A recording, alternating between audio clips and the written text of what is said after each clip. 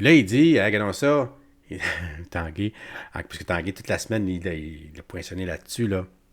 Le lendemain, toujours à l'Assemblée nationale, il va y dire, le nouvel ami de Trudeau et de QS, c'est la CAQ taxe. Écoutons le débat. Merci beaucoup, Madame la Présidente. Parce que nous sommes le Parti libéral du Québec, on va vous parler de finances publiques, puis on va vous parler de taxes et impôts. En 2022, rappelons à la Coalition Avenir Québec, lors de la campagne électorale, ce qu'il disait sur la taxe orange de Québec solidaire. Je les cite. Le plan de Québec solidaire vise à prendre toujours plus d'argent dans le portefeuille de la classe moyenne. La Coalition Avenir Québec disait de la taxe orange que ça va pénaliser les gens qui ont travaillé dur et qui ont mis de l'argent de côté toute leur vie. Quelle surprise, Madame la Présidente, de voir dans la dernière semaine surgir la taxe CAQ. Que vaut la parole du premier ministre? Quand le 12 mars, jour du budget, il disait, je le cite, « Comme on l'a promis, il n'y a pas d'augmentation d'impôts. » Bien, un mois plus tard, Madame la Présidente, il a renié sa parole. Il est passé du côté de la taxe orange avec la taxe CAQ. Aura un impact clairement négatif et majeur sur la productivité de nos entreprises. Hier, le premier ministre, de façon très surprenante, a dit, je le cite, « J'ai de la misère à voir le lien avec la productivité. » Voyons donc, Madame la Présidente, qu'il écoute notamment le 19 avril Laurent Ferreira, PDG de la Banque nationale, qui dit, je le cite, « Ça n'envoie pas le bon message pour la prise de risque, l'innovation, la création d'entreprises et ultimement la création de richesses. Le premier ministre va-t-il entendre et comprendre l'économie pour une fois et retirer la taxe? La réponse du premier ministre. Oublie ça.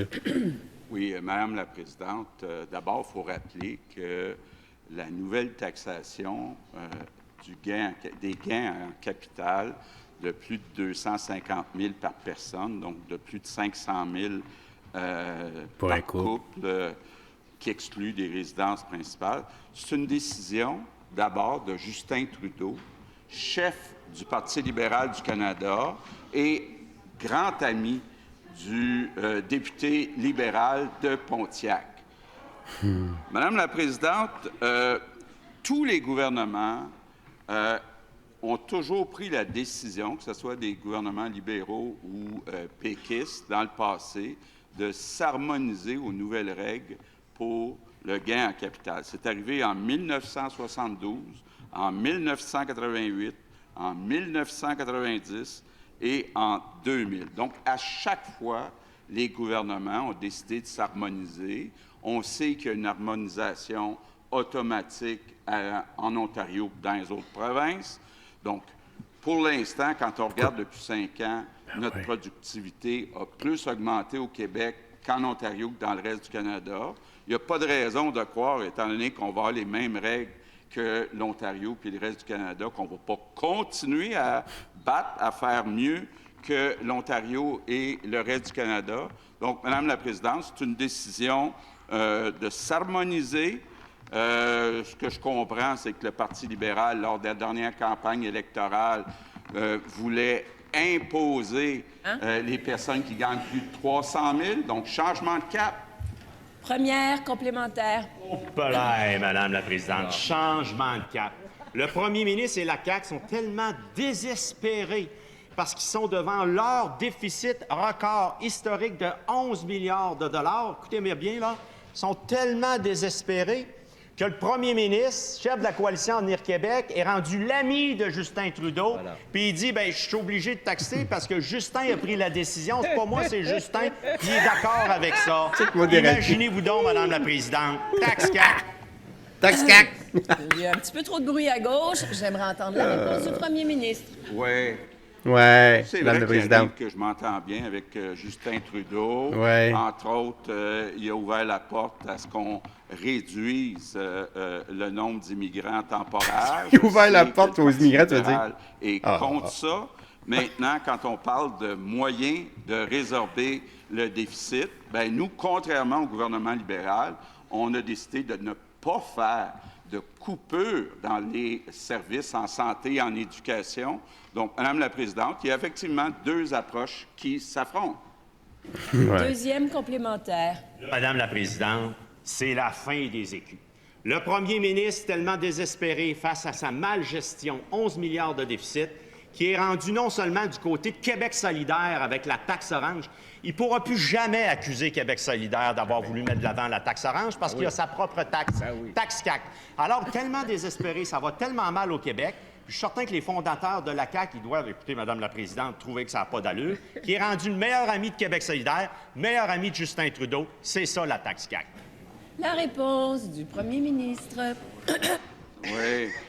Madame la Présidente, je le rappelle, lors de la dernière campagne électorale, Dominique Anglade, puis je pense que le chef actuel de l'opposition officielle était dans cette équipe-là, il voulait taxer plus les personnes qui gagnent plus de 300 000. Donc, je ne sais pas s'il y a un impact Denis Coderre ou un impact député de Marguerite Bourgeois, mais quel virage du Parti libéral! Troisième complémentaire. Madame la Présidente, à la place du premier ministre, je ne parlerai pas de virage, parce qu'il n'est plus sur la route, lui, là. Il est dans le champ complètement. Il a quitté la route, Madame la Présidente. Le premier ministre est rendu... Écoutez, il n'y a pas un mois, les impôts au Québec sont dans le plafond, puis ça nuit à l'économie. Là, son nouveau meilleur ami, Justin Trudeau, ses nouveaux meilleurs amis, Québec solidaire. Ah ouais, la taxe CAQ, parce qu'il est désespéré. Ah ouais, la Alors, taxe CAQ. il vient piger dans nos poches. Il renie toutes ses promesses. Il ne reste plus rien de crédibilité. C'est pas le parti de l'économie, c'est le parti de la La taxe. réponse du premier ministre. Bien, Madame la Présidente, est-ce que je dois rappeler que depuis qu'on est au pouvoir, on a remis 7... Je vois le chef de l'opposition officielle qui rit parce que je pense qu'il ne se croit pas lui-même. Mais bon, ça, c'est un autre problème. Mais on a remis 7 milliards et demi. 7 milliards et demi dans le portefeuille des Québécois, entre autres, Madame la Présidente, en abolissant la fameuse taxe libérale dans les services de garde. On se rappelle, plus on était riche, plus on payait cher pour les services de garde à cause du Parti libéral. On a aboli ça, on a réduit les taxes scolaires, on a baissé les impôts, 7 milliards et demi, puis là, ben, on s'harmonise. Puis donc, on charge une taxe. Tu sais, c'est ça. Il dit qu'il enlève des taxes.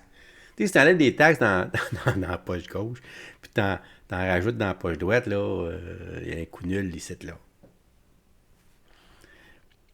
Ce qu'il faut comprendre, c'est que M. Legault avait promis de ne pas augmenter les taxes, puis en s'harmonisant avec la taxe fédérale, bien, automatiquement, il vient augmenter les taxes. Si ça n'était pas harmonisé, vu que l'Ontario s'harmonise comme systématiquement, puis les autres provinces aussi, ça aurait donné un avantage là, au Québec.